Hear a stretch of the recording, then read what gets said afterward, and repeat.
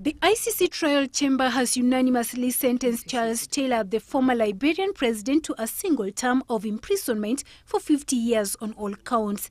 The tribunal found Taylor guilty on 11 charges of aiding and abetting rebels who went on a bloody rampage during the decade-long war that ended in 2002, leaving more than 50,000 dead.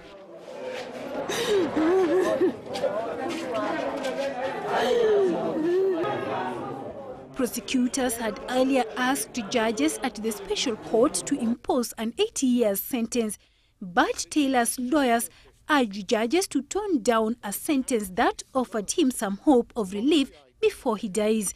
He is expected to appeal against his conviction and will likely remain in jail at The Hague as the appeal process goes on. Taylor, a 64-year-old man, now becomes the first former head of state to be convicted by an international war crimes court since World War II. The conviction and sentencing of Taylor becomes a milestone for the ICC that will soon begin the trial of Laurent Gbagbo, who faces charges of crimes against humanity.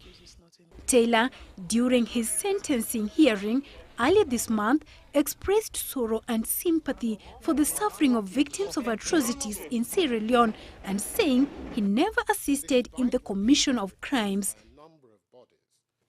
If this man had been terrorizing the civilian population of Liberia, how is it that the US ambassador can now be saying he still remains popular within many rural communities, the very communities he was supposed to have terrorized? How is that? And unless you judges can find an answer to those substantive questions, we submit that the only verdicts that are possible are verdicts of not guilty, because we would have totally undermined an important aspect of the prosecution case. However, judges ruled that Taylor armed and supplied the rebels with weapons to commit terrible crimes in exchange for payments.